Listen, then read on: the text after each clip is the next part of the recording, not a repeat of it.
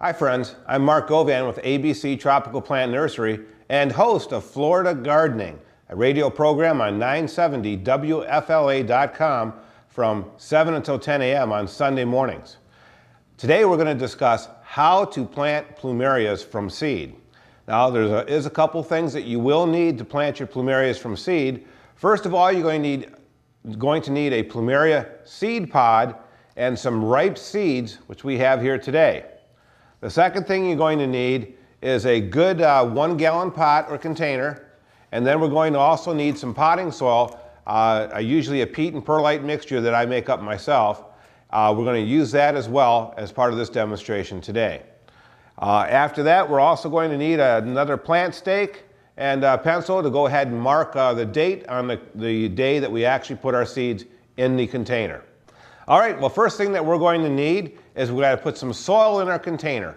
I always want to have soil in my container before I start pulling seeds out of my seed pods. So we're going to scoop up a little bit of soil here today. And I like to fill my container just about to the top. So let's another scoop here. There we go. We shake that container off just to kind of level it out a little bit at the top.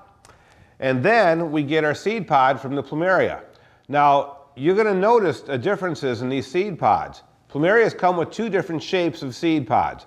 One are small and singular, kind of look like a cigar, and the others kind of look like a little boomerang. Well, when the seed pod is ripe and opens, it'll open up on itself. And when it opens up, it's going to expose the seeds that line the inside of here. We're going to remove the piece from the top here, and then we're going to pull out these individual seeds. Now, as you notice, if I pull out the individual seed here, it has a winged shape on the one side of the seed, and the seed head is on the other. And I'm going to push this into the pot so that just the seed is underneath the soil.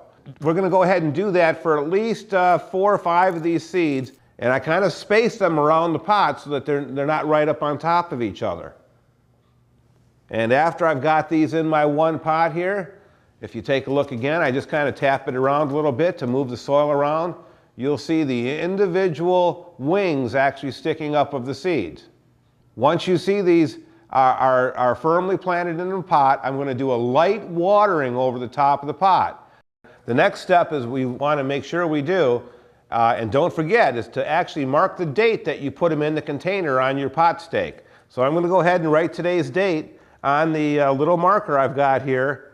And after I've got that done, I'm going to go ahead and insert that stake right into the potted seeds, and to make sure that I remember what the date is I put them in at. You know, a lot of times you're going to get a lot of plants growing in the nursery, and if you don't mark your pots and know what types of plants you put in there or the date that you put them in, you won't know how long it's been, and sometimes you forget about that. So that pot marker is definitely going to help you keep track of when you put your plants in the garden. So keep that in mind when you're growing your Plumeria seeds. It's a lot of fun, great thing maybe the kids can enjoy as well, but it's a lot of fun to grow your own Plumerias from seed. Remember, I'm Mark Govan with ABC Tropical Plant Nursery. I love growing Plumerias from seed. You should too.